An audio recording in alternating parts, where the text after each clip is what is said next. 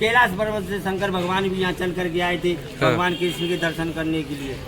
तो जब ये महल में पहुंचे अलग जगह आए तो माता ने पूछा है बाबा हाथी घोड़ा सोना चांदी बताओ क्या दान में चाहिए। भगवान ने जवाब दिया मुझे सोना चांदी हाथी घोड़ा नहीं चाहिए, मुझे तेरे लाला के दर्शन चाहिए। माता बात करके ऐसे ही व्रत में बोलिए, ऐसे ही हम हमेशा हंसते रहे और गोकुल धाम की यात्रा करते रहे।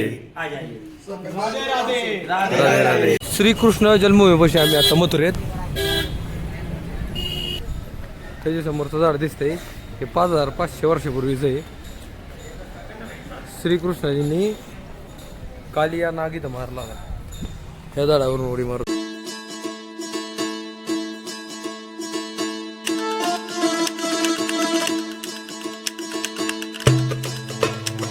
नमस्कार, जय श्रीराम. नवीन व्हिडिओमध्ये तुमचं स्वागत आहे. सकाळचे 8 वाजलेत. आम्ही मथुरा जंक्शनवर आहे. रेल्वे स्टेशनवर आंघोळ केल्या आणि आज मथुरा फिरणार आहे आम्ही.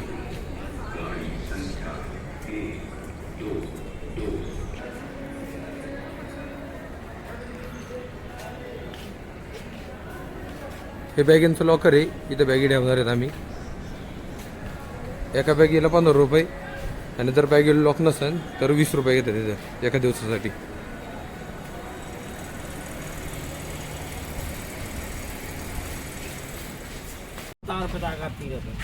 आप यहाँ आए हो, आपको तो इसका फल मिलेगा ही, लेकिन इस यात्रा का फल आपके माता पिता को भी मिलेगा और जो आपकी आने वाली पीढ़ी है उसको भी फल मिलेगा। क्योंकि भगवान श्री कृष्ण ने स्वयं अपने माता और पिता नंद बाबा यशोदा मैया की इच्छा पूर्ति के लिए ये 4 धाम की यात्रा किया था। और जब 4 धाम की यात्रा करके आए हैं तो जो उनके परम भक्ति थे उन्होंने पूछा है भगवान आप तो 4 धाम की यात्रा करके आए हो, लेकिन आगे कलयुग आने वाला है, कलयुग में मानव का अवतार कैसे होगा। तो भगवान ने जवाब दिया है कि जो भी भक्त अपने माता पिता को दिल में धारण करके मेरे दरबार में मेरे घर गोकुल में आएगा और जो मुझे भक्ति भाव से पालना झुलाते हुए जो माता पिता के नाम से भोग लगाएगा उसकी 4 धाम की यात्रा का फल मैं गोकुल में ही प्रदान करूँगा या नहीं दूंगा। तो ठीक है, तो यहाँ से अपने माता पिता को जैसे श्रवण कुमार कंधे पे काबर बना की यात्रा के लिए निकले थे, लेकिन एक दशरथ के शब्द वेदी पांड ने और उनका यात्रा बीच में रोक दिया था, वहीं पे श्रवण की मौत हुई। तो इसीलिए आप सभी लोग अपने भाई अपने माता और पिता को श्रवण जैसी भक्ति भाव रख करके और कंधों पर विराजमान करके यहाँ से यात्रा प्रारंभ करेंगे। भगवान सबसे पहले 4 धाम की यात्रा पे जगन्नाथपुरी उड़ीसा गए। वहाँ उन्होंने अपनी बहन सुभद्रा के साथ में चावल खाए, तो वहाँ कच्चे चावल का भोग लगता है, कढ़ी और चावल का। भगवान केदारनाथ बद्रीनाथ हरिद्वार में गए, रामेश्वर गए, वहाँ उन्होंने 1.25 लाख पर्वत का परिक्रमा किया है और स्वयं भिक्षा की है, तो वहाँ खाया है भगवान ने कच्चे चने। तो आज भी वहाँ कच्चे चने की दाल का भोग लगता है। भगवान द्वारका के राजा हुए, वहाँ उन्होंने पंचमेवा का भोग लिया है, तो वहाँ गोला और किशमिश का भोग लगता है। लेकिन भगवान ने यहाँ किसका भोग लिया है? माखन और मिश्री का। क्योंकि मांग कर, चुरा कर, झपट कर जैसे भी खाया है भगवान ने यहाँ पे माखन और मिश्री खाए, तभी तो भगवान का नाम माखन चोर रखा है। तो घरों से भी तो माखन चुराते थे, तो इसलिए भगवान का यहाँ पे नाम रखा गया है माखन चोर। तो यहाँ माता और पिता के नाम से माखन और मिश्री के भोग लगते हैं। अब आप सभी एक बार ताली बजाएंगे, बोलिए राधे राधे राधे राधे राधे राधे राधे राधे। हाथ करके हंस लीजिए। हंसने में कंजूसी नहीं करना है, हमें हंसाने का शौक नहीं है, लेकिन हंसा देंगे कि जब यशोदा मैया 60 वर्ष की वृद्धावस्था में और माँ बनी है, जिस समय माँ बनी थी उस समय लड़की पैदा हुई, तो माता निंद्रा में थी। वासुदेव जी भगवान बदला करके भगवान कृष्ण को यहाँ सुला गए और कन्या को लेकर मथुरा चले गए। मारने लगाए कंस तो हाथ से छूट करके आसमान में उड़ गई है और वही लड़की विंध्याचल में जाके गिरी है, जो विंध्यवासिनी के नाम से जाने जाते हैं। तो भगवान को जवाब दिया है पापी कंस तू हमें क्या मारता है और तेरे मारने वाला पालने में झूला झूलता है। यहाँ मंदिर नहीं है, ब्रज में 5500 मंदिर है। ठीक है, यहाँ तो जिधर घर में भी नजर करोगे मंदिर जैसा ही नजर आएगा, लेकिन यहाँ क्या है? भगवान का घर है, भगवान की पूजा। ठीक है, बोलिए सच्चे दरबार की जय। अब आ जाइए अपनी माता पिता को पार कर रहे हो। ये नंद गेट है। कौन सा? नंद गेट। जब भगवान वासुदेव जी रात्रि के समय जब भगवान कृष्ण का जन्म मथुरा कारागार में हुआ है तो कंस से बचाने के लिए यहाँ पर लेके आए थे। कंस राजा उग्रसेन के बेटा थे जो मथुरा के राजा थे, लेकिन कंस ने अपने बल के कारण अपने माता पिता को हथकड़ी लगा के कारागार में बंद कर दिया था और स्वयं गद्दी धारण करके राजा बने थे। ऐसे ही भगवान श्री कृष्ण के जो माता पिता थे वासुदेव जी महाराज और देवकी मैया, उनको भी कारागार में बंद कर दिया था, क्योंकि देवकी कंस की चचेरी बहन थी और कंस को ये वरदान था कि देवकी की जो भी 8वीं संतान होगी उसके द्वारा तेरा वध किया जाएगा। कंस माता देवकी की 6 संतान का वध कर चुका है।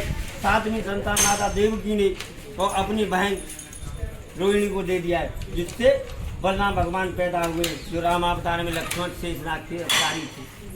और यहाँ पर जिस समय भगवान का जन्म मथुरा में हुआ था, यहाँ योग माया का जन्म हुआ था। 60 वर्ष की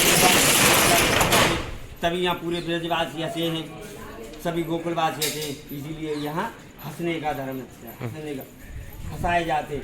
गया में जाएंगे आप, वहाँ रोना भी पड़ेगा तभी यात्रा होगी, और यहाँ हंस करके गया में जाते हैं, कुछ खो करके आते हैं, क्योंकि गया में अपने माता पिता के पिंडदान करते हैं तो वहाँ रोते हैं और अपने पूर्वजों को खोते।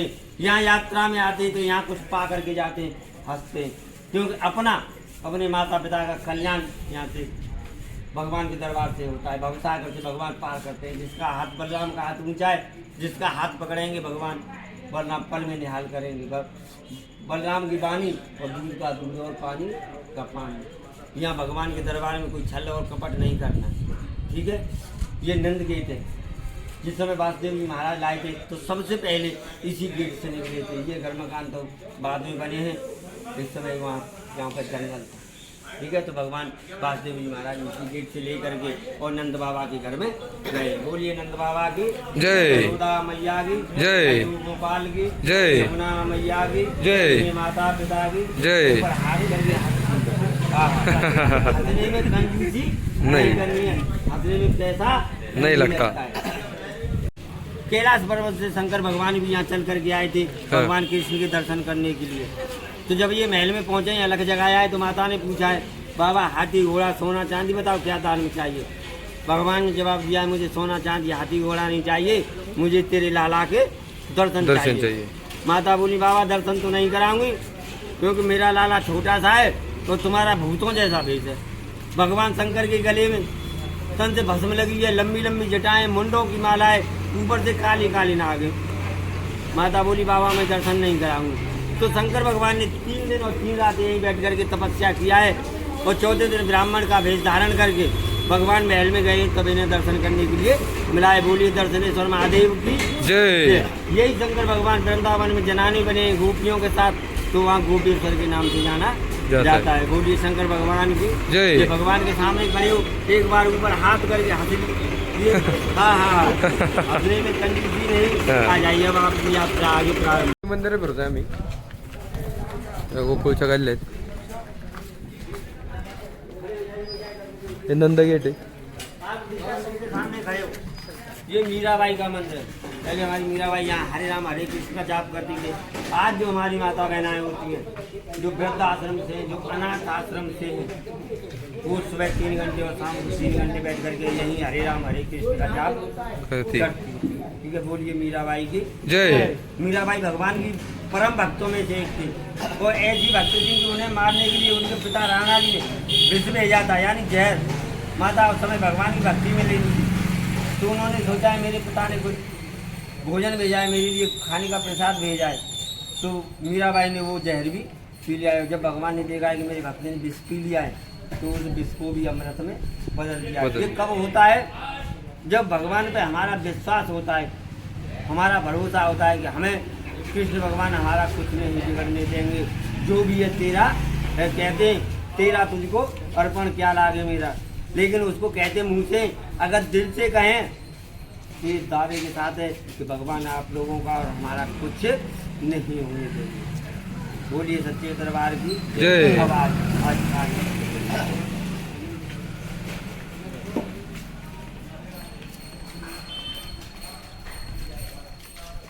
एक देव टीवी पे जन्माष्टमी का वो इसी जगह से प्रसारित किया जाता है। आप लोग टीवी पे लाइव शो देखते हो, इसी जगह माखन और मिश्री की हांडी फोड़ी जाती है। ये नंद चौक, नंद हर जगह राधा कृष्ण, लेकिन यहाँ कौन है? बाल कृष्ण, लड्डू गोपाल जी, क्योंकि 11 बरस हो भगवान यहाँ बाल्यावस्था में रहे, तो यहाँ लड्डू गोपाल के नाम से जाना जाता है। बोलिए लड्डू गोपाल की आ जाइए। अब भैया आगे का जिन्हें दाऊजी महाराज बोलते हैं वो हलधर के नाम से बोला जाता है।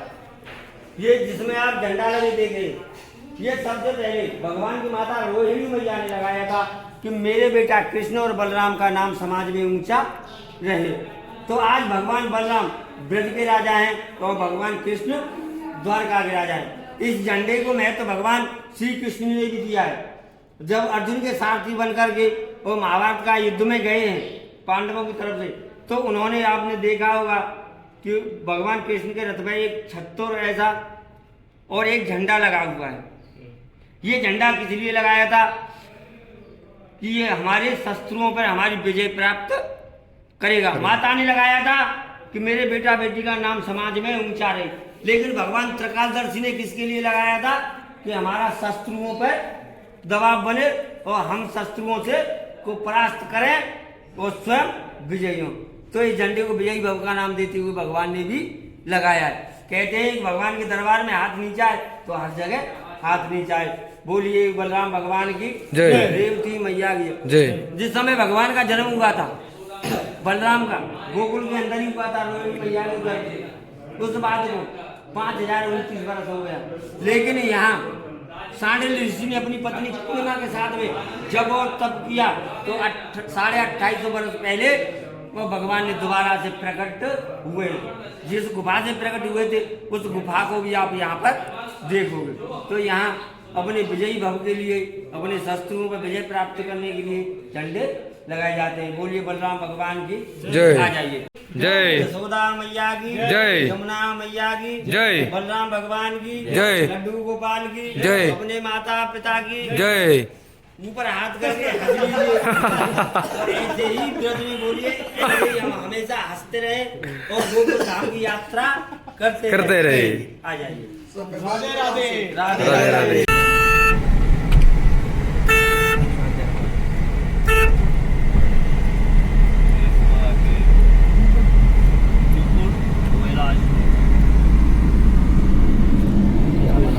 यमुना नदी, यमुना नदी।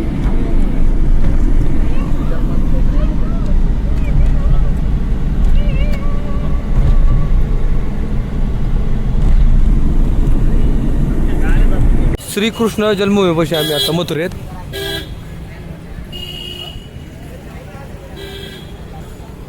हे पोतराकुंड.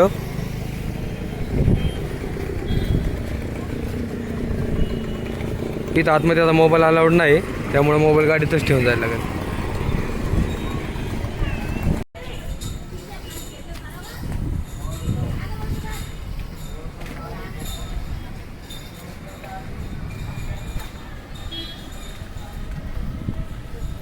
त्याच्या समोरचं झाड दिसतंय हे 5500 वर्षापूर्वीचं आहे. श्रीकृष्णाजींनी कालिया नाग इथं मारला होता या झाडावरून उडी मारून.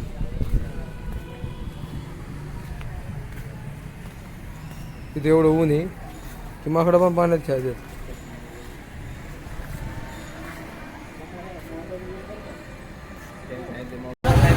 यमुना नदी बघायला निघालोय आम्ही.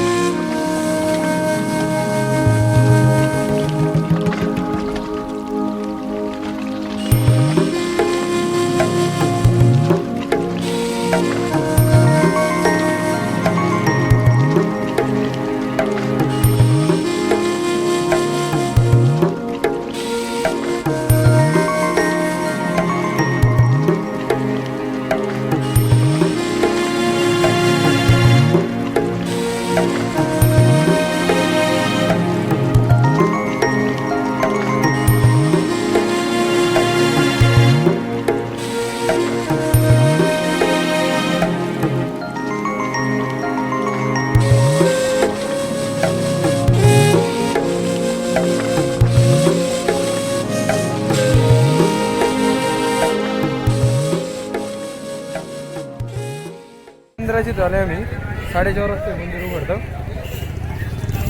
आता मित्र आहे आता.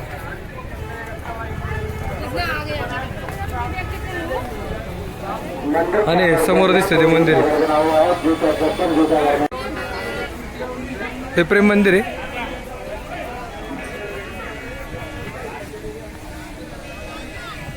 जगद्गुरुधाम.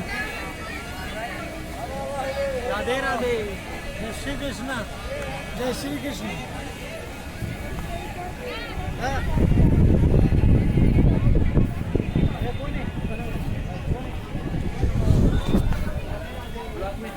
राधे राधे.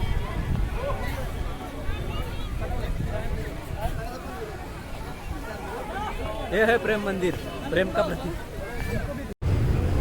काल रात्री रेल्वे पकडायला उशीर झाला, त्यामुळे आम्ही लवकर झोपलो आणि हा सकाळी व्हिडिओ करून मी व्हिडिओ एंड करते. चालते, नवीन व्हिडिओ परत भेटू.